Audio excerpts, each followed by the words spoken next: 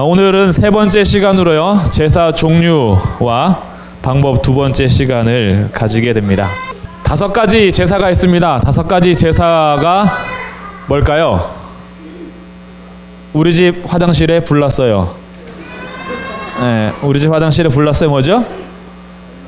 변소, 화, 재, 건.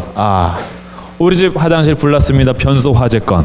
그래서 번제, 소제, 화목제, 속제제, 속건제, 이렇게 5가지가 있죠. 그래서 어제는 번제와 소제를 나누었어요. 오늘은 화목제와 속제제, 속건제를 함께 나누도록 하겠습니다.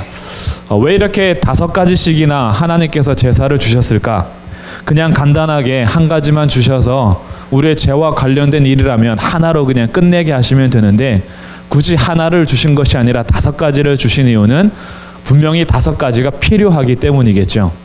우리의 각각 죄에 대해서, 그리고 하나님께서 거룩하신 하나님이 죄인을 만나는 것에 있어서 하나님께서는 분명히 5가지가 필요하기 때문에 우리에게 주셨습니다. 그렇기 때문에 하나하나의 제사를 할 때 우리가 하나님과의 관계를 온전히 회복할 수 있게 됩니다. 첫째 날부터 계속 강조되는 것이지만, 제사는 제사 자체로서 목적을 가지고 있는 것이 아니라 제사는 무엇을 위한 거죠? 예배를 위한 것이고, 예배는 결국 뭐죠? 하나님과 나와 교제하는 거죠. 만나는 거죠. 죄로 인하여서 파괴되고 깨졌던 하나님과 우리의 사이를 다시 회복시켜 주시는 수단으로서 제사를 허락하신 것이고, 제사를 통하여서 하나님과 만나는 것이기 때문에 하나하나 주의 말씀대로 제사를 지낸다라는 것은 곧 믿음입니다. 하나님께서 명령하신 대로 제사를 진행한다라는 것은 주의 말씀을 믿는 믿음이고, 그대로 행하는 것이 순종이죠. 그렇기 때문에 2가지가 다 중요한 겁니다. 주님께서 주신 말씀대로 하는 것도 중요하고, 이렇게 말씀대로 하는 것은 내 마음을 하나님 앞에 드리는 거죠. 우리의 내적인 것과 외적인 것이 일치를 이루어야 돼요. 한편으로는 나는 믿습니다. 마음으로는 믿지만 주의 말씀이 뭐라고 하는지에 대해서는 순종하지 않는다면 그 믿음은 불완전한 믿음이 되고, 겉으로 드러나는 모든 외형적인 조건은 다 갖추었음에도 불구하고 그 마음이 믿음에 대한 반응이 아니면 그 또한 불완전한 거죠. 그렇기 때문에 우리의 마음을 다하여서 믿음으로 반응한다라는 것은 결국 말씀에 대한 순종으로 나타나게 되어 있습니다. 제사도 마찬가지라는 거예요. 하나님을 믿는 믿음으로 제사를 드리는 사람은 주님께서 말씀하신 대로 제사를 드리게 되어 있어요. 그렇기 때문에 5가지 제사는 중요하고요. 오늘은 이제 화목제부터 함께 나누게 될 텐데, 이 화목제는 레위기 3장에 기록이 됩니다. 자, 레위기 3장 말씀으로 같이 가보겠습니다. 자, 3장 말씀이 화목제에 대한 얘기고요. 거기 잠깐 펴두시고, 이 화목제라는 히브리어는 쉘라밈입니다. 이것만 굳이 제가 히브리어를 말씀드리는 이유는 이것만 5가지 제사 중에서 복수 형태로 기록되기 때문에 그렇습니다. 나머지 제사는 다 단수로 표현이 돼요. 올라, 민하 이러면서 다 단수로 표현이 되는데, 화목제는 쉘라밈이라고 하면서 복수 형태를 띠고 있어요. 복수는 2가지 이상일 때 복수라고 그러죠. 하나일 때가 단수입니다. 그러니까 복수로 표현되어 있는 제사라는 것은 이것이 가지고 있는 의미가 있기 때문에 그래요. 결국 쌍방간에 뭐가 필요하다는 거죠. 그럼 쉘람이면 뭐와 연관이 되어 있냐면 샬롬과 연관이 되어 있습니다. 샬롬, 우리가 너무나 좋아하는 인사죠. 잘 알고 있는 인사입니다. 이것은 뭐죠? 평화입니다. 평화. 그러면 쉘라밈, 이것을 샬롬이라는 의미의 복수로 써져 있다라는 것은 2명 이상의 평화와 관련된 제사라는 것을 알게 돼요. 그렇기 때문에 이것은 제가 적어놓은 것처럼 평화의 잔치, 재물을 나누는 제사예요. 나머지 제사하고는 좀 독특하게 이제 이루어지는 거예요. 그래서 이 화목제로 쓰여진 재물은 하나님께 드려지는 부분이 있고, 제사장에게 드려지는 몫이 있고, 남는 고기로 이 제사를 드리는 당사자가 이웃과 함께 나누는 고기가 있습니다. 그래서 먼저는 이 화제 불로 태우면서 하나님께, 그리고 가슴 부위와 뒷다리, 오른편 뒷다리 부분은 제사장에게, 제사장 몫이고요. 나머지 이제 남는 고기는 이거는 이제 나누어 먹는 겁니다. 제사 드리는 당사자가 이웃과 함께 나누어 먹으면서 평화를 이제 나누는 거예요. 결국 이 하나님과 그리고 제사장에게 이웃들과 함께 나누면서 먼저 하나님과 평화를 누리는 제사, 그리고 이웃들과 함께 평화를 누리는 제사, 이것이 화목제라는 거예요. 제사장에게도 몫을 주면서 그가 살아갈 수 있는 어떠한 음식물을 제공해 주기도 하고요. 그렇기 때문에 화목제는 잔치예요. 잔치를 누리는 겁니다. 기쁨의 잔치가 되기도 하고 하나님의 용서에 대한 감사의 그런 제사가 되기도 하고요. 그래서 좀 잠시 후에 살펴볼 테지만 이 제사에는 3가지 또 적극적인 제사의 방법이 또한 표현이 되기도 합니다. 그러면 이제 이 제사를 한번 보겠습니다. 3장 1절, 사람이 만일 화목제의 제물을 예물로 드리되 소로 드리려면 수컷이나 암컷이나 흠없는 것으로 여호와 앞에 드릴지니. 자, 번제와 차이가 있죠. 번제는 수컷, 암컷 됩니까? 수컷만 되죠. 그런데 지금 화목제는 어떻게 됐죠? 수컷이나 암컷이나 상관없다. 암탉이든 수탉이든 암소든 수소든 상관없다. 어차피 하나님 앞에 드리고 함께 나누어 먹을 거예요. 대신 똑같은 게 있습니다. 번제를 드릴 때에도 흠 없는 것으로, 화목제 드릴 때도 흠 없는 것으로 나누어 먹을 거니까 대충 드리자 없어요. 하나님 앞에 드리는 모든 제사는 흠 없는 것으로 드리는 겁니다. 대신 수컷이든지 암컷이든지 상관없어요. 그러고 나서 그에게 여전히 똑같이 2절에서 예물의 머리에 안수합니다. 그럼 회막문에서 잡죠. 제사장들은 그 피를 제단 사방에 뿌립니다. 제단 사방에 피를 뿌리면서 정결하게 하는 의식을 행하는 거예요. 항상 이 피 뿌리는 의식은 오염된 부분을 정결하게 해주는 겁니다. 그래서 때로는요, 이 피를 받아서 백성들에게 뿌릴 때가 있어요. 백성에게 뿌리는 것은 백성의 더러움이 정결하게 되었다라는 거예요. 그래서 나중에 시편의 고백에서도 우슬초로 나를 깨끗게 하사 뭐 이러죠. 그래서 우슬초를 통해서 피를 뿌리고 바르고 이런 역할들을 많이 하게 됩니다. 이렇게 해서 피를 제단 사방에 뿌려서 정결한 예식을 하고, 3절, 또 그 화목제의 제물 중에서 여호와께 화제를 드릴지니, 화제로 올려드리는 겁니다. 지금 하나님께 그 뭘 드리나 보세요. 3절에 곧 내장에 덮인 기름과 내장에 붙은 모든 기름과 두 콩팥과 그 위에 기름 곧 허리 쪽에 있는 것과 간에 덮인 꺼풀을 콩팥과 함께 떼어낼 것이요. 하나님께 드리는 건 거의 뭐예요? 내장입니다. 내장 부위를 때로 떼내서 하나님 앞에 태워 드리는 거예요. 나머지 고기는 어떻게 해요? 아직 남아있죠. 왜? 나눠 먹어야 되니까. 그래서 하나님 앞에 화제로 드리는 것은 내장 부위를 올려 드리고요. 그리고 나머지 이제 뒤에 이제 또 나와요. 양도 마찬가지입니다. 6절에 만약 여호와께 드리는 화목제의 제물이 양이면 수컷이나 암컷이나 흠 없는 것으로 드리되, 소 드릴 때처럼 똑같이 안수하고 그를 잡아서 그를 다시 하나님 앞에 태워 드리는데, 그것은 또 9절부터 10절에 보면 내장 부위를 하나님 앞에 화제로 드립니다. 12절 염소도 마찬가지예요. 그의 예물이 염소면 그것을 여호와 앞에 끌어다가 또 안수하고 피를 제단에 뿌리고 그 내장 부분을 하나님 앞에 화제로 드립니다. 화제 불로 태워 드리는 거죠. 그리고 이제 나머지는 음식으로 이제 먹는 건데, 대신 17절 뭐는 먹지 말라? 기름과 피를 먹지 마라. 자, 기름은 다 하나님께서 가져가세요. 그래서 앞에서 내장 속에서도 항상 강조하는 게 있죠. 항상 기름 얘기를 해요. 내장에 덮인 기름, 내장에 붙은 모든 기름, 두 콩팥 그 위에 기름. 이 기름은 너희들이 먹을 게 아니야. 그리고 피도 먹을 게 아니야 그래요. 이 기름이라는 것은요, 부와 풍요의 상징이기도 하면서 나중에 우리들이 이렇게 표현할 때 성령의 기름 부으심 이런 거 있죠. 하나님께서는 기름을 따로 구별하셔서 백성들이 기름에 대해서는 뭔가 좀 구별된 것으로 생각하게끔 했어요. 그리고 이제 기름이라는 것을 따로 구별하심으로 인하여서 기름에 대한 것들에 있어서는 소중히 여기도록 하게 되죠. 그리고 이 피라는 것은 피는 곧 생명 자체를 의미합니다. 그렇기 때문에 고기를 허락하셨어도 피채 먹지 말라는 것은 항상 명령에 따라와요. 고기를 처음 먹으라는 명령이 어디 나오는지 아세요? 태초에 하나님께서 천지를 창조하셨을 때 고기를 먹을 수 있었을까요? 못 먹었죠. 언제 고기가 허락이 됐을까요? 노아 방주 이후에. 그렇죠. 노아 방주 전에는요, 모든 짐승이 다 풀을 먹었습니다. 근데 노아 방주 사건 이후에 하나님께서 허락하시는데 그것이 창세기 9장 3절. 9장 3절 외우기 쉬워요. 고기를 좋아하는 분들에게는 구세주 역할을 하거든요.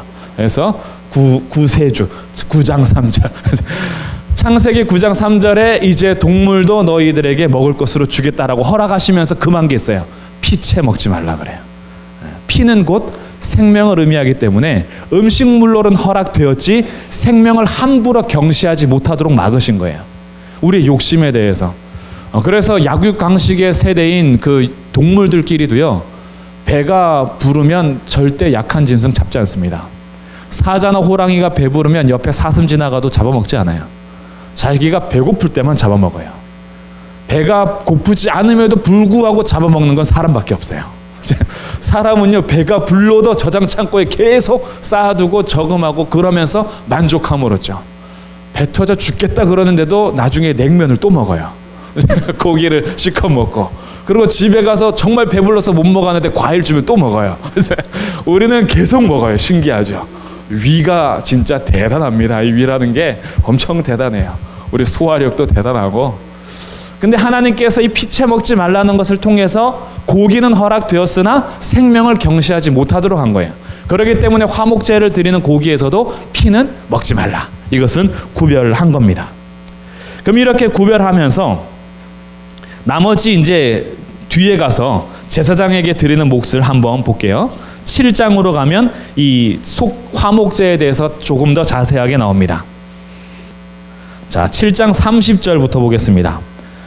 7장 11절부터가 화목제에 대한 내용인데 30절까지 한번 가볼게요. 여호와의 화제물은 그 사람이 자기 손으로 가져올지니 곧 그 제물의 기름과 가슴을 가져올 것이요 제사장은 그 가슴을 여호와 앞에 흔들어 요제를 삼고. 자, 요제 어제 배운 겁니다. 요제는 뭐죠? 앞뒤로 흔드는 거죠. 그러니까 제사장에게 가슴 부위를 하나님 앞에 먼저 드렸다가 가지고 오면 제사장 몫이 되는 거예요. 31절 그 기름은 제단 위에서 불사를 것이며. 기름은 먹지 말라고 했으니까 기름은 불사르고 가슴은 아론과 그의 자손에게 돌리게 됩니다. 32절 또 너희는 그 화목제물의 오른쪽 뒷다리를 제사장에게 주어 거제를 삼고. 거제는 뭐죠? 위로 올리는 거죠. 위로 올리면 하나님께 바친 거고 내리면서 다시 제사장 몫이 되는 겁니다. 그래서 가슴 부위하고 오른쪽 뒷다리 부분은 제사장 몫으로 하나님 앞에 바쳤다가 그들이 먹게 되는 거예요. 이렇게 하면서 거제로 삼고. 33절 아론의 자손 중에서 화목제물의 피와 기름을 드리는 자는 그 오른쪽 뒷다리를 자기의 소득으로 삼을 것이라.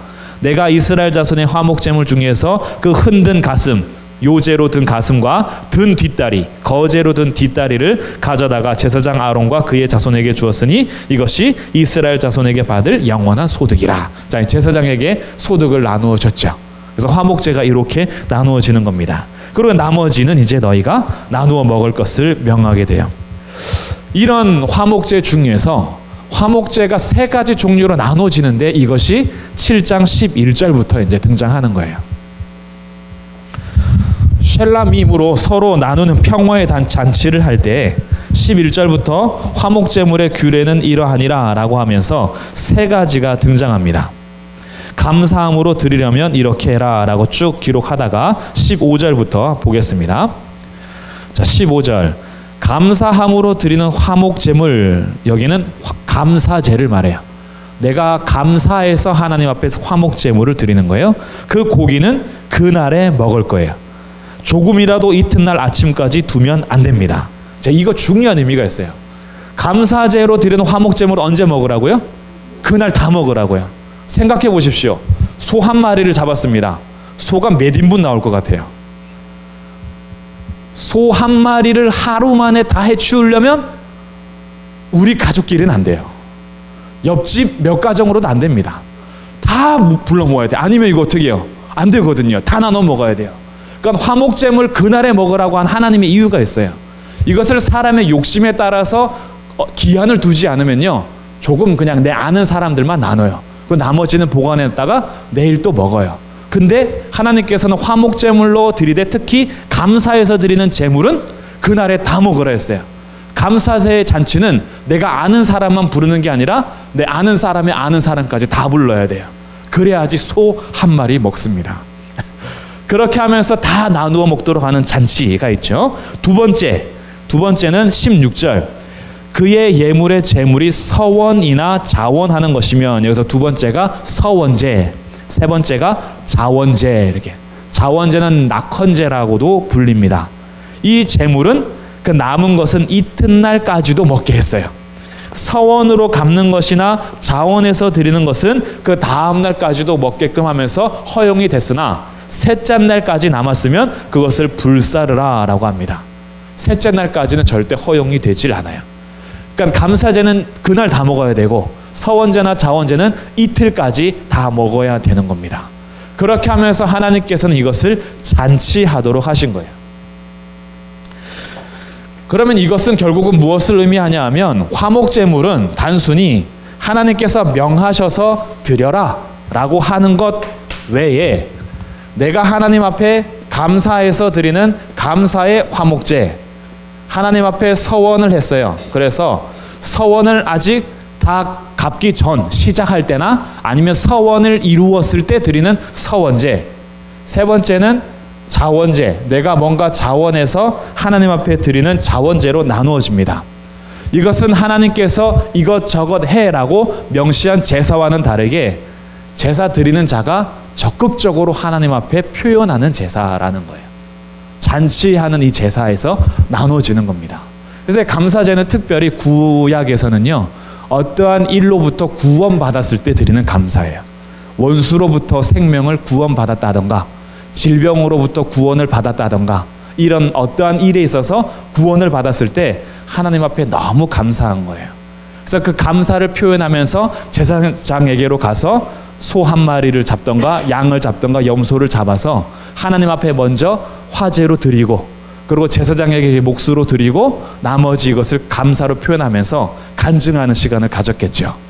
하나님께서 제가 이렇게 암에 걸렸었는데 치료해 주셔서 너무 감사하여 이것을 당신들과 나눕니다.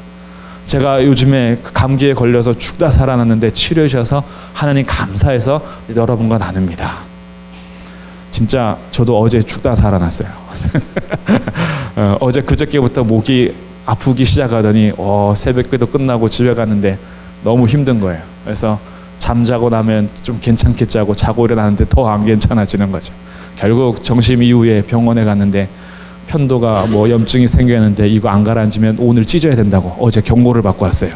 그래서 이거 심각하다고. 그래서 주는 약 좀 세는데 그거 먹고 괜찮으면 놔두고 아니면 내일 와서 목 편도 찢어야 되니까 가서 잘 쉬라고. 특히 말 많이 하지 말으라고.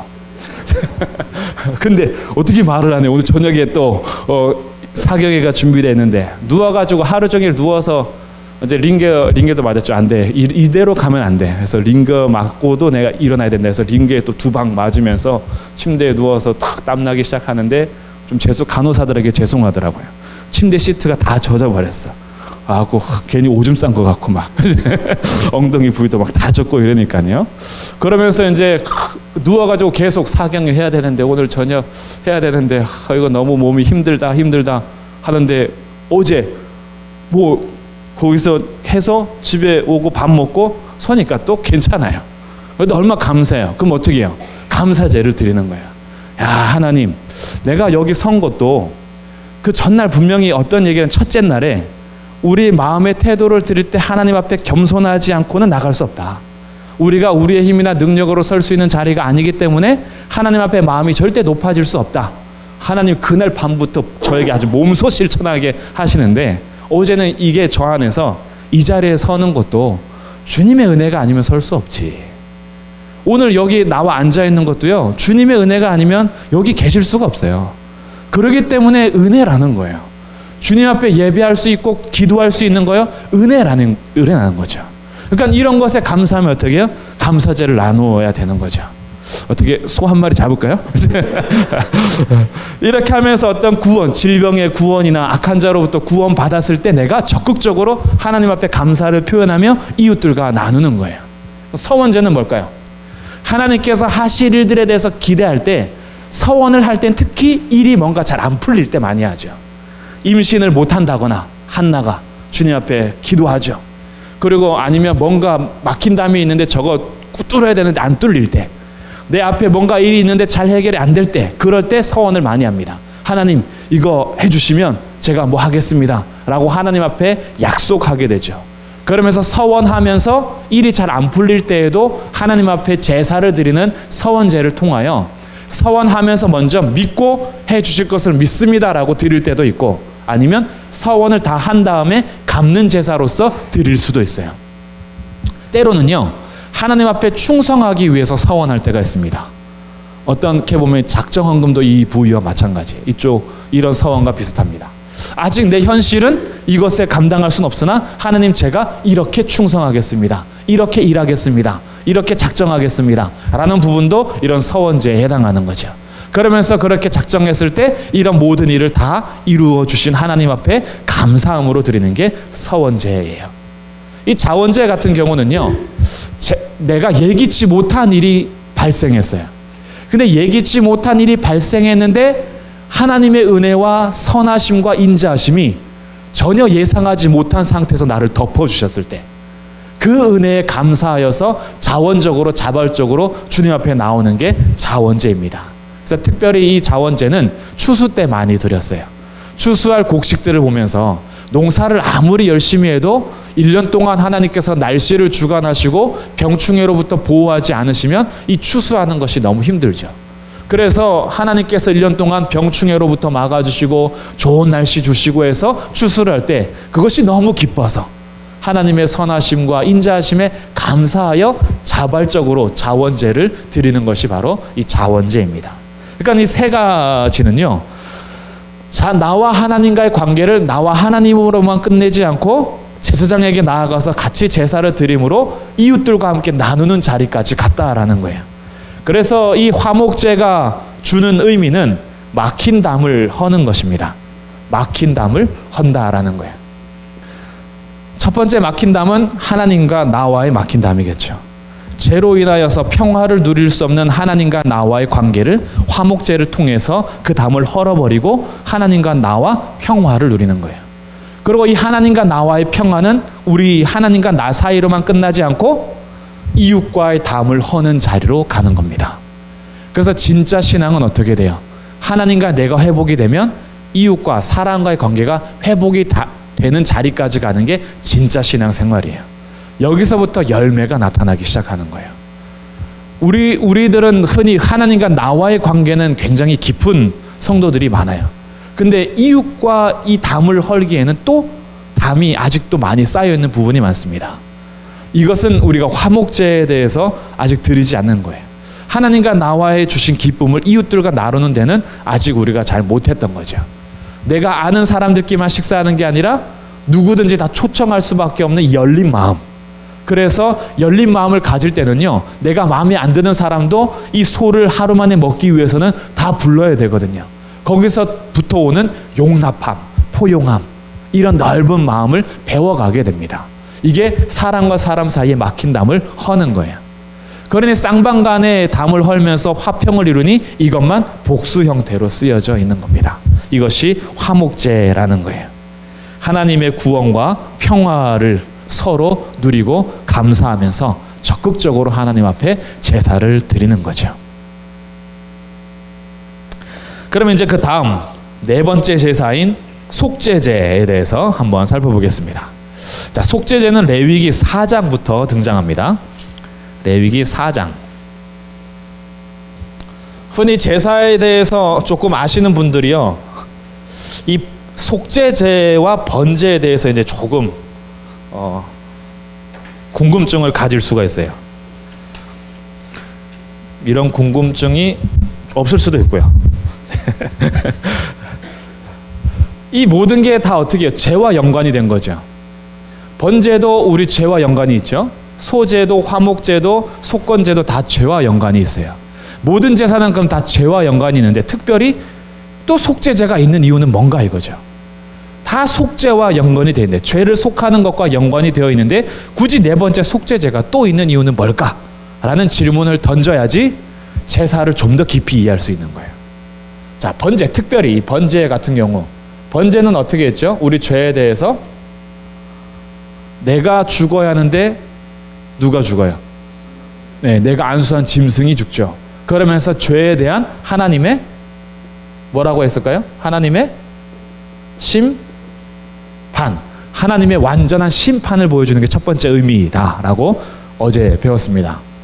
죄가 이렇게 심각하다는 거죠. 죄가 심각한 것을 깨달으면서 아, 하나님이 죄에 대해서 심판하시는구나. 그래서 하나님의 진노가 나에게 와야 하는데 나를 대신하여서 내 죄를 가져간 짐승, 재물이 하나님의 진노를 받아서 완전히 불태워지는 거예요.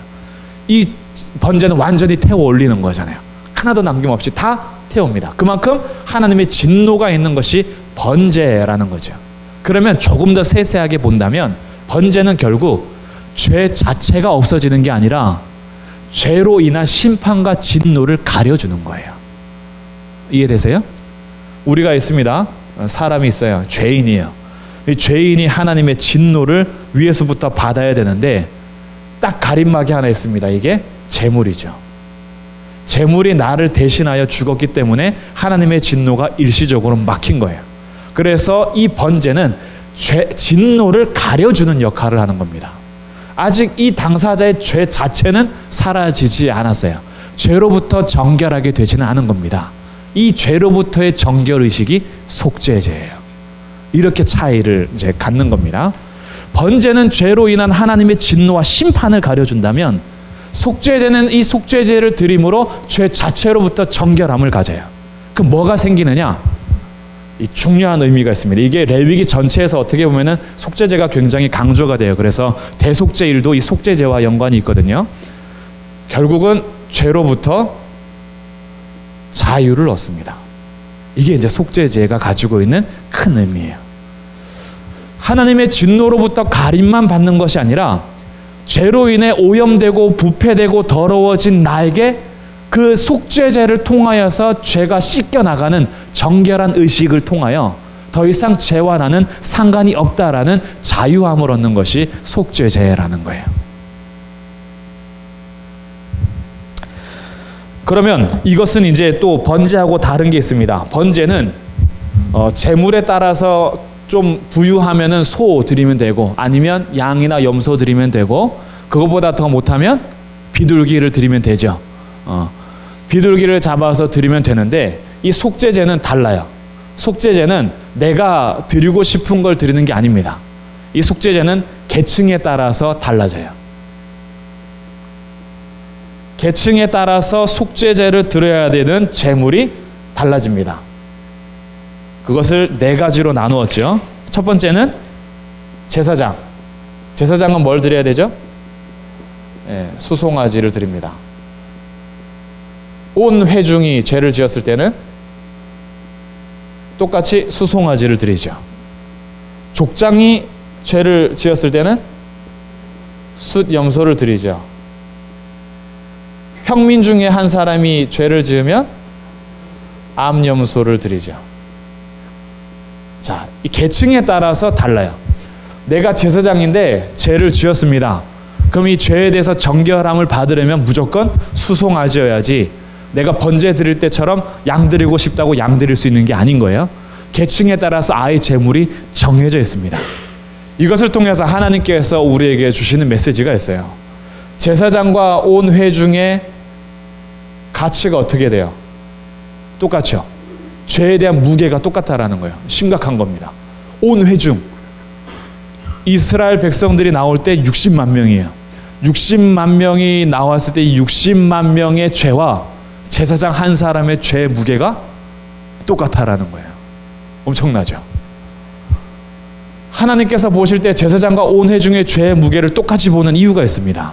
이게 이제 성경에서 우리 한번 볼게요. 이 온 회중, 족장, 평민의 죄를 사해주는 중보 역할을 누가 하는지 잘 보십시오. 자, 13절 볼게요. 4장 13절. 같이 한번 읽어보겠습니다. 시작. 만일 이스라엘 온 회중이 여호와의 계명 중 하나라도 부지 중에 범하여 허물이 있으나 스스로 깨닫지 못하다가 그 범한 죄를 깨달으면 회중은 수송아지를 속죄제로 드려라 라고 합니다. 그러면 제사장이 받아요. 그리고 20절 읽어보겠습니다. 시작. 그 송아지를 속죄제의 수송아지에게 한 것 같이 알지며 제사장이 그것으로 회중을 위하여 속죄한즉 그들이 사함을 받으리라. 누가 회중을 위하여 속죄한다고요? 제사장이 하죠. 자, 또 22절은 만일 족장입니다. 족장이 죄를 지었어요. 그럴 때 속죄제를 드리면 26절 읽어보겠습니다. 시작. 그 모든 기름은 화목제 제물의 기름같이 제단 위에서 불사를 지니 이같이 제사장이 그 범한 죄에 대하여 그를 위하여 속죄한즉 그가 사함을 얻으리라. 여기서도 누가 하죠? 제사장이 하죠. 27절은 평민의 한 사람이 죄를 지었습니다. 31절 읽어봅니다. 시작. 그 모든 기름을 화목제물의 기름을 떼어낸 것 같이 떼어내 제단 위에서 불살라 여호와께 향기롭게 할지니 제사장이 그를 위하여 속죄한즉 그가 사함을 받으리라. 누가 하죠? 제사장이 하죠. 자, 제사장의 중요한 역할은 나머지 백성들의 죄를 사해주는 중보 역할을 합니다. 제사장 자체가 권위가 있는 게 아니죠. 하나님께서 제사장을 세워서 그 제사를 드리게 함으로 제사장이 그들의 죄를 속하게 해주셨어요. 그런데 이 제사장이 죄를 범하면 어떻게 해요? 제사장이 죄를 범하면 이 기능이 사라지게 됩니다. 이 기능이 사라지면 제사장을 통해서 하나님의 속죄를 받아야 될 회중들, 족장들, 평민들은 그 죄를 사함을 받을 수가 없어요. 그렇기 때문에 제사장의 책임의 무게가 온 회중과 똑같았던 겁니다. 제사장 한 사람의 범죄는 온 회중의 범죄와 똑같았던 거예요. 여기에서 굉장히 거룩한 부담감과 책임이 우리들에게 이제 있는 겁니다. 예수님께서 나중에 이 땅에 오셔서 교회를 이루신 다음에 그 교회에 대해서 칭하는 것 중에 사도 바울이 에베소서를 통하여서 칭한 것이 굉장한 것이 표현이 있어요. 교회는 그의 몸이니, 이 장면이죠. 교회는 그의 몸이니 충만한, 세상의 모든 충만한 것 위에 충만이니라 라고 표현해요. 이 표현 굉장히 어렵거든요. 충만한 세상 위에 그 충만함이 교회의 몸이라고 했어요. 교회의 몸은 곧 성도를 말합니다. 성도가 세상에 충만해야 하는 것에 충만이라고 표현한 것은 우리가 제사장 역할을 하고 있다라는 것을 말해주는 거예요. 또 하나 이런 것이 있죠. 고린도에서 이제 얘기하는 겁니다. 고린도서에서 너희가 세상을 판단해야 할지인데 어찌하여 너희가 판단해야 될 세상의 소송함으로 판단해야 될 세상으로부터 너희가 판단을 받느냐 그래요. 이 송사 문제 때문에 그렇습니다.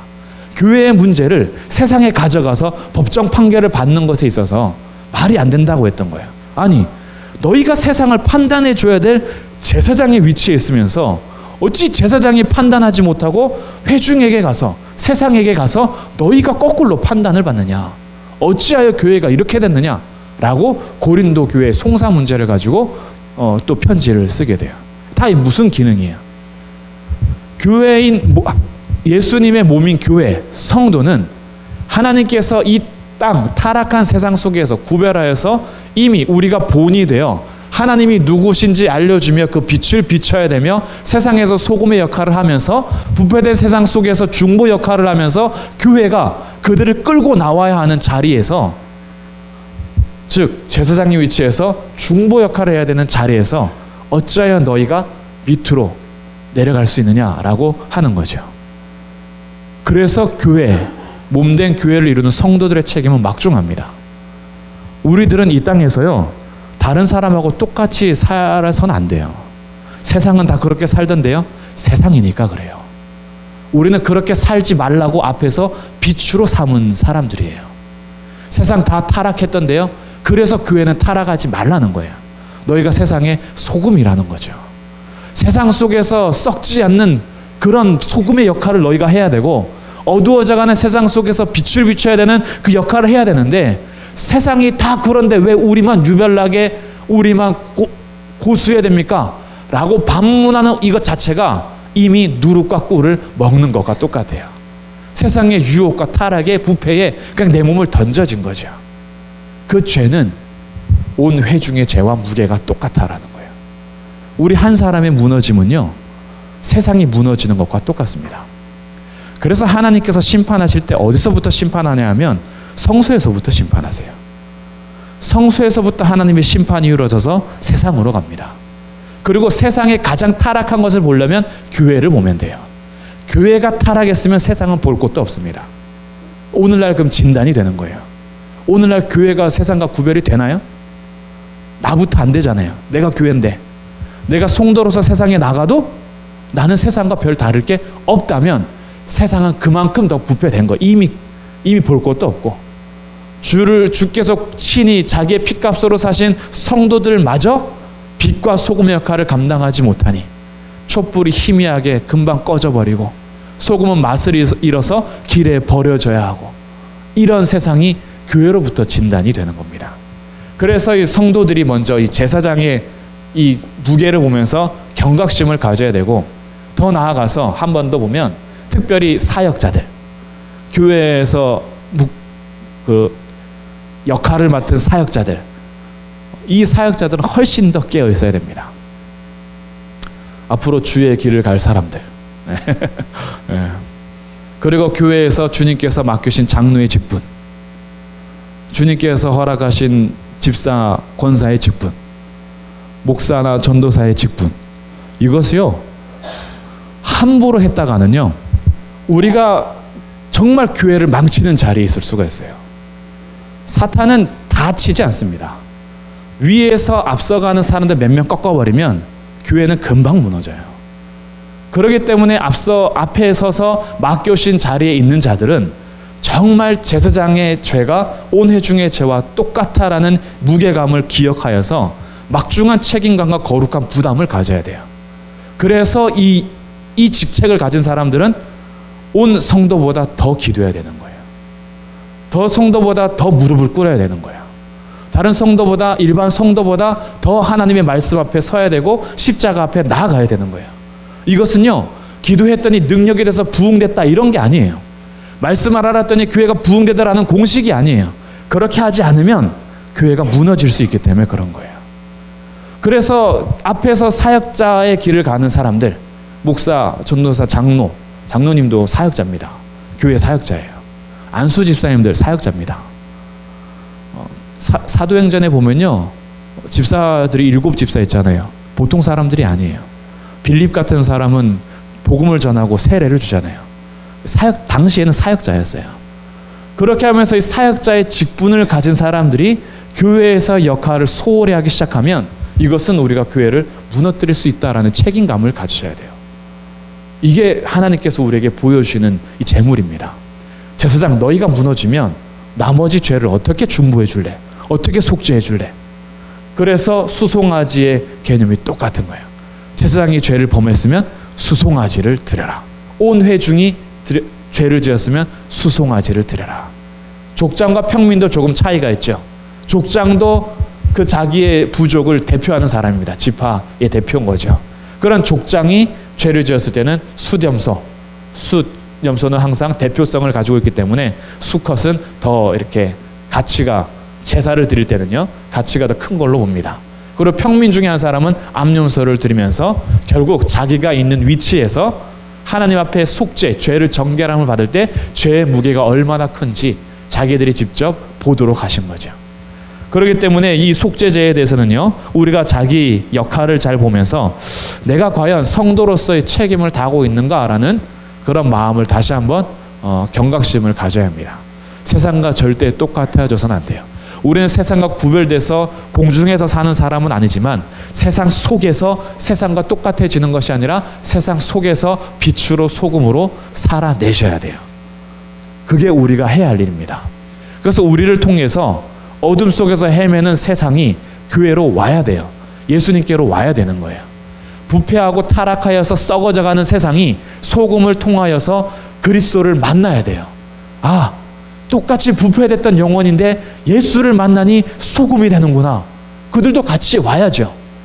온갖 구렁이와 뱀이 가득했던 내 삶 속에서 예수를 만났더니 다 벗겨지고 죄로부터 자유함을 얻은 성도들을 보고 그들이 하나님을 만나는 역할을 우리가 해야 되는 거죠.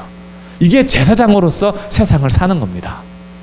만인 제사장이라고 해서 그냥 교회에서 우린 다 똑같은 직분자 아닙니까? 라는 역할이 아니라 세상에서 우리가 제사장으로서 살아가기 위하여서 거룩한 책임과 거룩한 부담감을 가지고 성도로서 교회로서 살아가야 하는 거예요.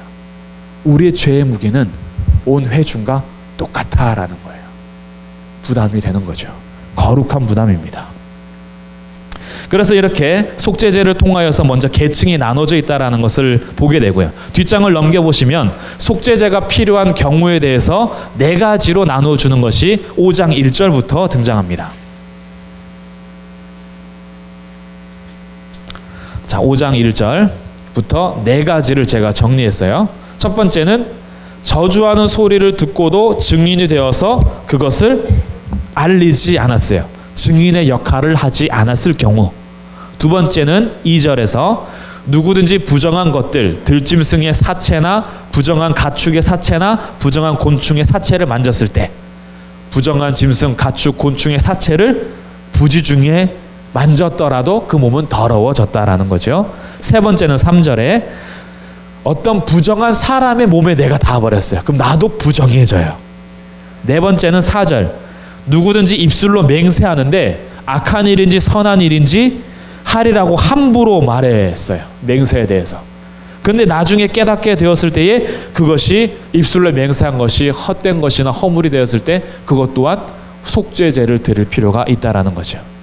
이 4가지 다 무슨 역할을 하냐 하면 오염됐다라는 거예요. 지금 오염됐어요. 제사장의 역할을 하지 않으므로, 사체를 만짐으로, 부정한 사람과 부딪힘으로 오염이 된 거예요. 그리고 헛된 맹세를 함으로 인하여서 내 입술이 부정하게 되므로 오염이 된 겁니다. 그러니까 오염한 상태, 오염된 상태, 부패된 마음으로부터 벗어날 수 없는 우리의 이 상태를 나중에 부지 중에 있다가 혹시 깨닫게 되었다면 그러면 나와서 속죄제를 드려라 라고 말하는 거죠. 그래서 결국 오염으로부터 우리를 정결하게 하는 이런 정결식을 주님께서 지금 명하고 있다라는 거예요. 그래서 오염된 상태에서 나를 해방시켜 주는 거예요. 이 다이어트 약 광고였나? 지방이 이렇게 붙어 다니는 광고 있던데, 지방이 이렇게 귀엽게, 그거 광고 아세요? 무슨 광고인지 정확히 모르겠어요. 지방이 굉장히 귀엽게 막 어깨에 붙어 있고 배에 붙어 있고 허벅지에 붙어 있어요. 그래서 가지마, 나 버리지마, 막 이런 막 귀엽게 막 이렇게 하던데, 근데 결국은 이 지방을 떨어뜨리는 이 다이어트 무슨 광고가 있는 것 같아요. 이 죄가 우리한테 딱 붙어가지고, 아, 가지마, 나 떠나 보내지마, 오염된 상태를 계속 못 떠나게, 부패된 마음을 못 떠나게 할 때 속죄제를 통해서 그것을 탁 끊어내버리는 거죠. 그 죄로부터 자유한 거예요. 이 지방으로부터 자유하는 다이어트와는 확실히 차원이 다르게 죄의 짐이 나에게 눌렸을 때 그 죄로부터 완전한 자유를 얻게 되는 정결한 예식을, 그 정결한 속죄제를 드리게 한 겁니다. 근데 이제 문제가 있어요. 계층별로 하다 보니까 수염소, 수송아지, 그리고 숫염소, 암염소 있죠. 만약에 그럼 가난한 사람이 죄로부터 오염됐을 때 속죄제 어떻게 드려요? 그래서 그 극빈자들을 향해서 예외 조항을 만들어 둔 것이 7절부터 13절이에요. 자, 7절 봅니다. 만일 그의 힘이 어린 양을 바치는 데에 미치지 못하면 그가 지은 죄를 속죄하기 위하여 산비둘기 2마리나 집비둘기 새끼 2마리를 여호와께로 가져가라. 2마리 가져가요. 이때는 극빈자기 때문에 하나님께서 명하신 제물을 온전히 드리지 못하잖아요. 그러니까 새를 2마리 가져가서 한 마리는 번제로 드리고 한 마리는 속죄제로 드리고, 값은 낮춰주지만 온전한 것이 아니기 때문에 번제와 속죄제를 같이 드리게 하는 겁니다. 그런데 새마저도 못하면 어떻게 해요? 집비둘기는 못 키운다는 건 둘째치고 산비둘기는 잡아와야 되는데 그거 못 잡았어. 그럼 죄를 속함받지 못하잖아요. 그것보다 더 가난한 사람은 11절, 만일 그의 손이 산비둘기 2마리나 집비둘기 2마리에도 미치지 못하면 그의 범죄로 말미암아 고운 가루 10분의 1 에바를 예물로 가져다가. 고운 가루, 이제 가루로 이제 가는 겁니다. 짐승을 드리기가 어려운 더 극빈자는 이제 가루를 드리되, 속죄 제물로 드리는데 뭘 붓지 말라 그러죠? 기름을 붓지 말고 유향을 놓지 말고. 이것이 소제와 차이죠. 소제도 고운 가루를 드리는데 이 소제를 드릴 때는 어떻게 해야 돼요? 기름 넣어야 되고 유향 넣어야 되고 하나 더 있죠. 소금 넣어야 되죠. 소제를 드릴 때에는 기름, 유향, 소금을 다 넣어야 되는데 지금은 소제가 아니라 속죄제를 드리죠. 근데 가난하기 때문에 가루를 드리는 거예요. 피가 없어요. 여기는 가난하기 때문에 피로 인해서 속죄를 못 하잖아요. 그럼 이 가난한 사람은 죄로부터 자유함을 못 받느냐? 그렇지 않다. 그럼 가루라도 가지고 와라. 대신 기름이나 유향은 넣지 마라. 이거는 소제가 아니야. 내가 가난하지만 너의 죄를 용서해 주겠다라는 하나님의 또 다른 이 예외 조항을 만들어 둔 거예요. 주님의 마음이 무엇일까요? 모든 사람을 용서하시고자 하는 마음이 이미 열려 있는 거예요. 하나님께서 먼저 여셨어요. 누구든지 죄를 용서받지 못할 자는 없다. 이것을 선언하고 있는 거예요. 너가 그 죄를 깨닫고 나에게만 나온다면 나는 누구든지 용서해 줄게. 그래서 나중에 선지자들이 얘기하잖아요. 돈 없는 자도 와라. 값 없는 자도 와라. 누구든지 오라 그래요. 아, 저는 교회에 못 가요. 교회 가면 헌금 내야 되는데 헌금이 없어요. 헌금이 우리를 구원하게 하는 게 아닌데. 아, 저는 교회 못 가요. 교회 가면 술 끊어야 되고 담배 끊어야 되잖아요. 아, 그래서 저는 못 가요. 자신들의 죄로부터 그것에 대해서 하나님 앞에 나아가는 걸림돌이 되는 그런 게 주님께는 없는데, 주님께서는 누구든지 오라고 여는데 우리들이 하나님 앞에 안 나가는 거예요. 어떤 이유를 대서라도. 근데 주님은 이미 여셨어요. 극빈자라도 가루면 된다. 가루 가지고 와라. 그렇게 하면서 나는 너희를 용서할 것을 이미 준비하고 있다. 이미 준비하고 있는 거예요. 용서해 주려고. 오기만 하면 되는 거죠. 이게 속죄제이고 죄로부터의 자유함을 우리 가운데 선언하신 하나님의 제사입니다.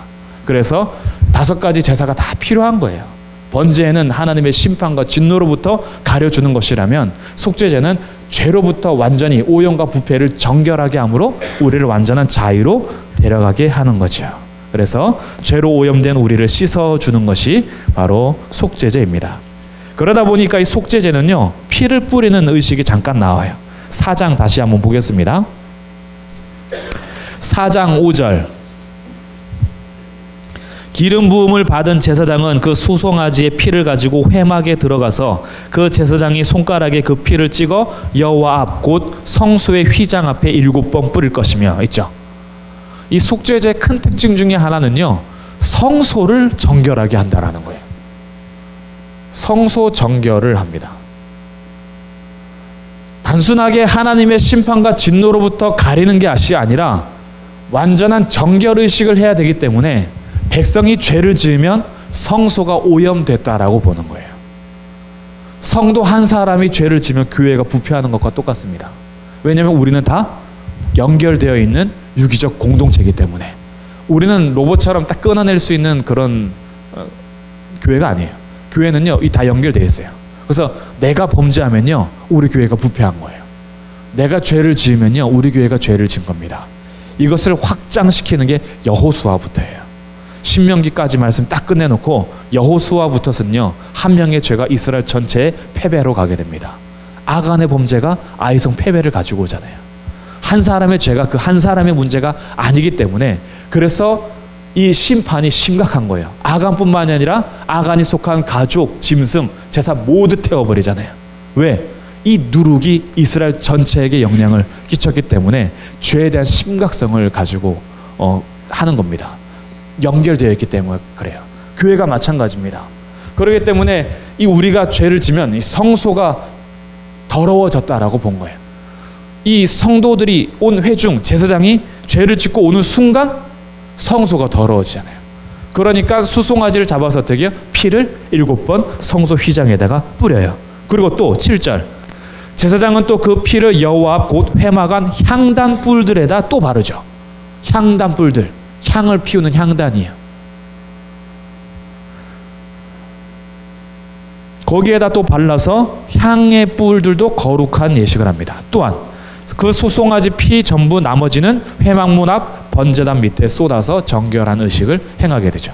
그래서 성소를 정결하게 함으로 하나님과의 만남의 장소가 다시 정결해져서 이 정결함으로부터 죄를 지은 이 죄인들까지도 정결하게 연결이 되는, 그래서 죄로부터 완전히 자유함을 얻게 하는 것, 이것이 속죄제다라는 거예요. 이렇게 구별이 되는 겁니다. 마지막 다섯 번째, 이 다섯 번째는 속건제입니다. 속건제는 우리가 다른 말로 쓰는 게 훨씬 이해하기가 쉬워요. 다른 말은 배상제입니다. 배상하는 거예요. 그래서 이 속건제 제사는요, 내가 어떠한 그 죄를 지었을 때, 이 죄의 특징은 뒤에 나오고요. 죄를 지었을 때 하나님 앞에 제사를 드리는 것과 그리고 갚아야 될 것을 따로 나누어서 배상하도록 했어요. 이 배상은 몇 프로 해야 되냐면 범과물에 대해서 120%를 배상해야 됩니다. 내가 양 한 마리를 만약에 탈취하거나 잘못했으면 양 한 마리 플러스 그 양 값에 해당하는 20%를 더 줘야 된다는 거예요. 그렇게 해서 120%를 갚도록 하는 것이 속건제, 이 배상제입니다. 이것은 5장 14절부터 나와요. 자, 5장 14절부터가 속건제, 배상제에 대한 얘기입니다. 그러면 언제 속건제, 배상제를 드리느냐? 15절. 누구든지 여호와의 성물에 대하여 부지 중에 범죄하였으면, 여호와께서 구별하신 성물에 부지 중에 범죄했어요. 그러면 속건제를 드리는데 내가 지정한 가치를 따라 성수의 세겔로 몇 세겔 은혜에 상당한 흠없는 수량을 양떼 중에서 끌어다가 속건제로 드려서, 자, 속건제는 값이 명확하게 나오죠. 다른 제사에는 값이 없었어요. 그냥 흠없는 양, 흠없는 소, 흠없는 염소 이런 거였어요. 근데 이 배상제는 처음부터 다르죠. 그냥 양이 아니라 몇 세겔 되는 정한 가치에 따라서 그 값에 해당하는 양을 데려와야 돼요. 이제 차이가 좀 있는 거예요. 그냥 내가 갖고 싶은 양이 아니에요. 내가 드리고 싶은 양이 아니라 분명히 정한 값에 해당하는 양을 데려와야 돼요. 그래서 그것을 속건제로 드리고, 성물에 대한 16절, 성물에 대한 잘못을 보상하되 그것에 5분의 1을 더하라 그러죠. 5분의 1, 20%죠. 속건제는 드릴 건 드리고, 하나님 앞에 드릴 것은 그 값에 해당하는 양을 가져서 드리고, 그리고 나머지 그 값에 대한 5분의 1을 더해서 또 배상해야 돼요. 그래서 배상제라고 하는 거예요. 그래야지만 속함을 받는다. 그래서 성물에 대해서 범죄했을 때 속건제를 드립니다. 또한 17절, 누구든지 여호와의 계명 중 하나를 부지 중에 범하여도 허물이다. 여기서 계명은 어떤 물건과 관련되는 계명입니다. 그리고 6장 2절, 누구든지 여호와께 신실하지 못하여 범죄하되 이웃이 맡긴 물건이나 전당물을 속이거나 도둑질하거나 착취하고도 사실을 부인하거나, 이웃이 나한테 물건을 맡겼어요. 근데 그것을 속이거나 내가 훔치거나 착취하고도 내가 그런 거 아니야, 잃어버렸어, 뭐 이런 식인 거죠. 몰라 나도, 이러면서 부인하는 거예요. 자기가 이미 먹어놓고. 그리고 3절, 남의 잃은 물건을 주웠어요. 가다가 지갑을 주웠네. 근데 너가 주웠지 않은데 너 아니야, 이렇게 부인하는 거죠. 그 사실을 부인하여 거짓 맹세하는 등 사람이 이 모든 일 중에 하나라도 행하여 범죄하면, 자, 일을 저질러 놓고 뭐예요? 안 했다라고 맹세하는 거, 안 했다라고 부인하는 거. 그래서 그런 사람이 있으면 이제 깨닫게 해주는 거죠. 그렇게 해서 그렇게 딱 아니야 너가 했어라는 것이 나중에 발견이 되면, 5절, 그 거짓 맹세한 모든 물건을 돌려보내되, 자, 물건은 돌려보내고, 보낼 건 보내고, 그 본래 물건에 5분의 1을 더하여 보내라. 20%를 더 배상하라는 거예요. 원래 물건은 주고. 그러면서 임자에게 줄 것이고, 또한 여기서 끝나지 않습니다. 6절, 속건 제물을 여호와께로 가져가서 지정한 가치대로 양떼 중 흠없는 수량을 속건 제물을 위하여 제사장에게로 끌고 가요. 또 값에 해당하는 속건 제물을 가지고 하나님 앞에 나아가야 돼요. 이게 뭐예요? 어떤 물건에 대한 피해를 끼쳤을 때, 상해를 끼쳤을 때 그냥 이것이 해결되지 않는다라는 것을 보여주는 거예요. 여기에는 상당한 값이 지불됩니다. 값이 지불되는데 첫 번째는 하나님 앞에 어떠한 가치에 해당하는 속건 제물을 드림으로 이것도 값이 들어가죠. 두 번째, 내가 피해를 입힌 그 100% 그대로를 그에게 다시 돌려줌으로. 세 번째, 여기에다 플러스 5분의 1, 20%를 더해서 그에게 보상하고 배상해 줌으로 이 죄에 대해서 해결하게끔 한 겁니다. 이것은 왜 그럴까요? 우리들의 부패된 마음 속에서 상해를 입은 자에게 내가 죄를 지어놓고 오늘날 이런 신앙이 참 많습니다. 사람과의 관계 속에서 피해를 주고 상해를 입혔으면서 하나님 앞에 나와서 회개하면 그만이에요. 저 잘못했습니다. 주여 용서해 주십시오. 끝! 그 사람하고는 절대 해결하지 않습니다. 이런 거 깨달을 때는요, 우리 과거의 이제 죄들이 싹 생각이 나요. 저도 어렸을 때 슈퍼에서 물건을 훔친 적이 있습니다. 근데 이제 이런 것들이 깨달았을 때, 이 주문진 슈퍼 조그만 가게에서 내가 물건을 몇 번 훔쳤었는데 이거를 갚아야겠구나 라고 그 자리를 찾아갔죠. 근데 그 가게가 없어졌어요. 속에서 괜히 기쁘더라고. 이거 어떻게 갈 때 고민 엄청 많이 해서 서울에서 이제 있다가 주문진 가서 여기 슈퍼를 가서 내가 죄를 용서를 구하고 내가 배상을 하고 이렇게 와야겠다. 갔는데 문을 닫아서 한편으로는 속이 시원하기도 하고 한편으로는 끝까지 해결하지 못한 것 같아서 조금 찜찜하기도 하고 그러긴 한데, 이런 것을 깨달았을 때 어떻게 해요? 여기에 대해서 속건제라는 것이 있다라는 걸 알면 우리가 쉽게 남의 물건에 대해서 피해를 끼치거나 훔칠 수 있을까요? 착취하거나 탈취하거나 속이거나 주운 물건을 임자가 왔음에도 불구하고 모른 척하거나 할 수가 없죠. 왜? 이거 했다가는 값이 훨씬 많이 나가요. 나는 10,000원이 탐나가지고 훔쳤는데 이거 하나님 앞에 속건제물 얼마 들어가야 되고 10,000원 주고 2,000원 더 줘야 돼. 그러니 여기에 대해서 이웃과의 관계를 이미 처음부터 하나님은 신실하게 하게끔 속건제를 만들어 두셨으며, 죄를 지었을 때는 그에 해당하는 배상을 통하여서 상대편이 피해를 입은 것을 원상복구 플러스 20% 하게끔 해준 겁니다. 그래서 완전한 회복을 원하신 거예요. 제사의 모든 관점은 관계 회복으로 갑니다. 하나님과의 관계 회복, 이웃과의 관계 회복이기 때문에 속건제는 특별히 상해, 배상을 통하여서 그 이웃과 관계 회복하게끔 돼 있어요. 그래서 우리들이 서로 싸우거나 뭔가 문제가 있을 때요, 하나님 앞에서 나와서 주님 잘못했습니다, 이걸로는 온전한 속건제가 아니에요. 진짜 속건제를 드리려면 그 사람에게 가서 용서를 구하고 내가 피해를 입힌 것이 있으면 배상을 해야 됩니다. 그냥 입쓱 닦으면 안 되는 거예요. 그러다 보니까 우리들이 이기적이 되는 거예요. 기독교인들이요, 죄를 지어도 하나님께만 용서하면 된다라는 생각이 있어서 쉽게 남의 것을 쉽게 생각합니다. 속건제에 대해서 너무 몰라요. 우리들이 이런 거 알면요, 절대 그렇게 할 수가 없어요. 굉장히 조심합니다. 그리고 여기에 대해서 철저하게 하나님 앞에 용서를 구하는 자세로서 그에게 찾아갈 수밖에 없는 거죠. 그렇게 하지 않으면 내가 하나님 앞에 용서를 받지 못해요. 그래서 순서가 참 신기합니다. 내가 해당하는 100%와 20%를 그에게 먼저 보상하고 그리고 와서 속건 제물을 드려라 그래요. 이 장면이 생각나지 않습니까? 하나님 앞에 예물을 드리려다가 형제와 화해할 일이 생각나면 잠시 두고 가서 형제와 화해하고 와서 예물을 드려라 그러죠. 이게 뭐예요? 하나님 앞에 제사를 드리고 하나님 앞에 예배드리는 모든 행동은 너가 하나님과 나와의 상태에서 그냥 입쓱 닫고 마음 닫아버리고 뒤에 사람 생각하지 않고 그런 자세의 마음으로는 하나님이 받으시지 않는다라는 거죠. 이게 속건제에 해당하는 그 의미입니다.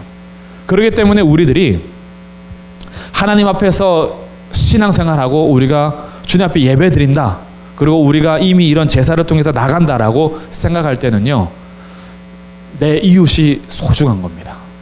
내가 잘못한 사람이 있으면 가서 용서를 구해야 되는 믿음도 필요하고요. 그렇기 때문에 우리들은 함부로 말할 수가 없는 거예요. 이 기독교의 신앙에 대해서 콕 집었던 영화가 이제 밀양이었거든요. 수년 전에 나왔던 것입니다. 한 아이를 유괴해서 살해해 놓고 감옥에 가서 예수님을 만났어요. 그래서 자기는 너무 평안한 거예요. 예수님이 날 용서해 주셨거든요. 입장이 바뀐 이 전도인이 그때 주연이었는데, 전도인이 그 아이가 유괴당하고 살해당한 엄마입니다. 근데 그 엄마가 예수님을 알고 나서, 예수님 어떻게 보면 믿지 않은 것 같은 어떤 분위기인데, 어쨌든 영화 속에서 그가 교회를 다니기 시작했고 구역 예배를 통해서 자기 삶을 나누기 시작했고 하나님 앞에 기도하기 시작하면서 용서해야 된다라는 마음이 많이 생겨서, 그래, 내 아들을 납치하고 유괴하고 죽였지만 내가 용서하자라는 큰 결단을 가지고 그가 갇혀있는 감옥에 찾아가요. 그래서 용서하려고 탁 앉아 면회를 신청했는데, 그 죄인이 탁 자기 아들을 죽였던 그 사람이 탁 너무나 평안한 얼굴로 탁 나와서 그 고민하고 있는 그 엄마에게, 당신도 예수님을 믿으세요. 예수님을 믿으면 너무 평안합니다. 나의 죄는 이미 여기에서 예수님을 믿음으로 다 용서를 받았어요. 이러고 앉아있으니 전도인이 뿔따구가 나가지고 용서하러 갔다가, 하나님은 무슨 하나님이고 용서는 무슨 용서야. 화가 나가지고 이 자기를 전도했던 사람들, 그리고 교회, 여기에 대해서 분노를 표현하는 이런 내용들이 이제 뒤에 나와요. 이런 영화 속에서 이제 콕 집어 주는 게 있습니다. 우리가 이 죄를 용서받았다라고 할 때 어때요? 진짜 죄를 용서받은 사람으로서는 절대 그런 표현이 나올 수가 없죠. 자기가 지은 죄에 대해서 심각한 것을 안다면, 자기가 죽인 아이의 엄마가 왔을 때 어떻게 평안한 얼굴로 난 용서 다 받았어요, 당신도 예수님을 믿으세요, 이게 말이 됩니까? 근데 우리가 이렇게 신앙생활하고 있는 경우가 많아요. 그 사람하고는 얼굴 대화도 하지 않고 내가 죄 지은 거에 있어서 절대 배상한 적이 없으면서 하나님 앞에 나와서 용서 다 받았대. 그러면서 즐겁고 평화롭게 자기는 신앙생활을 하고 있어요. 상대편의 입장은 어떨까요? 이런 경우가 다 있어요. 나는 여전히 당신이 입힌 피해 때문에 나는 여전히 힘들고 마음이 상하고 무너져 있는데, 당신은 예수 믿는다고 가서 평화를 누리고 기뻐하고 즐거워하고 앉아있으니 그 사람은 여기에 대해서 어떻게 하겠어요? 회복이 안 되는 거예요. 하나님은 이런 모든 것을 이미 속건제를 통해서 그러지 못하도록 하신 겁니다. 이게 속건제가 주는 의미예요. 그럼 이제 우리 5가지를 이제 다 했는데, 5가지를 한번 정리해 보겠습니다. 간단하게. 결국 그러면 이 5가지 제사를 통해서 하나님께서 왜 굳이 한 가지만이 아니라 5가지를 우리에게 명하셨는가? 첫 번째, 자, 정리합니다. 이 죄에 대해서 하나님은 완전한 심판을 하시죠. 그래서 하나님의 진노가 우리에게 쏟아져야 하는데, 희생 제물, 이 번제물이 나의 죄를 대신해서 죽음으로 우리는 새로운 생명을 받습니다. 하나님께서 나를 이 제물 때문에 용서하시고 나를 사신 거예요. 그렇기 때문에 새로운 생명을 부여받은 자는 이제부터는 나를 위해 사는 것이 아니라 나의 진노를 담당한, 나의 심판을 담당한 제물에 대해서 하나님 앞에 이제 그 제물을 죽이고 나를 살려주신 하나님 앞에 온전한 헌신을 하는 거죠. 이것이 이제 완전히 태워드리는 번제가 주는 의미입니다. 이렇게 죄로부터 완전한 심판으로부터 구원을 받고 새로운 생명을 얻은 자가 감사함으로 자원적으로 드리는 게 소제인 거예요. 그래서 소제에는 고운 가루, 기름, 유향, 소금을 통하여서 하나님의 신실하고 변하지 않는 약속에 따라서 나도 신실한 충성을 다하는 겁니다. 기뻐함으로 하나님 앞에 헌신하는 거죠. 이게 소제라는 거예요. 그러고 나서 이 하나님과의 관계는 어디로 가냐 하면 하나님과의 화평을 누리는 자리로 갑니다. 그래서 화평의 잔치를 통하여서 하나님과 나와의 사이를 더욱더 적극적으로 나가는 거죠. 감사제, 서원제, 자원제를 통하여서 단순히 죄로 인하여서 파괴된 것을 회복하는 제사로서만이 아니라 내가 이 땅에서의 삶을 통하여서 주님 앞에 나누고 싶은 모든 감사나 서원이나 자원에 대해서 주님 앞에 적극적으로 표현함으로 화평의 잔치를 통하여 하나님과 막힌 담이 헐고 평화의 관계를 누리게 되는 겁니다. 그리고 이것은 더 나아가서 하나님과 나뿐만이 아니라 하나님과 나, 그리고 나와 이웃까지 같이 음식을 나누어 먹음으로 평화를 누리게 되는 거죠. 그래서 화목제를 통하여서 이 평화가 회복이 되는 거예요. 죄가 가려지고요. 진노가 가려지고 심판이 신실하게 하나님 앞에 기쁨으로 충성하고요. 그리고 이웃과 하나님과 화평을 누리면서 같이 잔치를 나누고요. 그리고 또 이 죄로부터 오염된 구원을 받았으나 우린 날마다 죄를 짓잖아요. 한번 구원받았다고 죄로부터 완전히 떠나진 않죠. 늘 우리 안에서 날마다 짓는 죄, 이런 것들 오염이 되어 있고 우리가 부패되어 있는 여기서부터 정결하게 하는 속죄제를 통하여서 자유를 누리게 하는 속죄제를 우리 가운데 주신 거죠. 그래서 참된 자유를 하나님 앞에 누릴 수 있도록 이 속죄제가 있습니다. 그리고 이제 나머지 또 이웃과의 관계 속에서 우리의 죄사함 받은 자유가 나의 이기적이고 나만을 생각하는 자유가 되지 않게 하기 위하여서 배상을 통하여서 이웃과도 참된 회복을 하게 한, 이웃과도 파괴됐던 것이 온전하게 회복되는 거죠. 그래서 내가 상해를 입히고 내가 피해를 입힌 이웃도 회복할 수 있도록 플러스 20% 5분의 1을 더하여서 그에게 갚도록 하심으로 주님께서는 이런 제사들을 우리에게 명하신 겁니다. 결국 하나님과의 관계 회복, 하나님과의 관계 회복은요,